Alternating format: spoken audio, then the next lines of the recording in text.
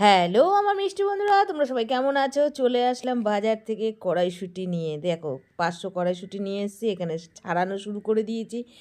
আজকে বানাবো কড়াইশুঁটির কচুরি। বন্ধুরা চলো, তোমরা কারা কারা শীতকালে কড়াইশুঁটি কচুরি খেয়েছো অতি অবশ্যই জানাবে। তার সঙ্গে রয়েছে কড়াইশুঁটি দিয়ে আলুর দম।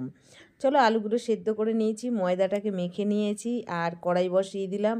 আর এদিকে কড়াইশুঁটি দিয়ে দেবো। কড়াইশুঁটি দিয়ে আলুর দম ব্যাপক লাগে বন্ধুরা। চলো, আলুগুলো দিয়ে দিলাম আর আলুর দম করে নিচ্ছি। খুবই সুন্দর শুকনো শুকনো করে আলুর দম করব। আর চলো, তারপরে ময়দা আর কড়াইশুঁটি রেডি করছি। এটা কড়াইশুঁটিটা শুকিয়ে নিলাম ভালো করে, পেস্ট করে। তারপরে ময়দা নিয়ে নিচ্ছি।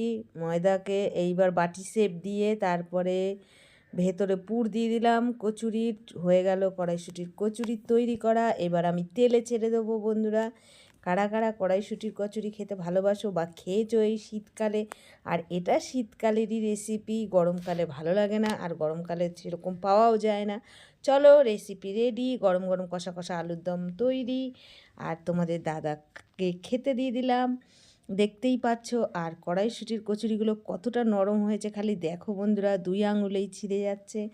চলো, এবার খেতে থাকবে তোমাদের দাদা। দেখো, দেখেই বোঝা যাচ্ছে কতটা ভালো হয়েছে। ভিডিও ভালো লাগলে লাইক কমেন্ট শেয়ার করো। টাটা।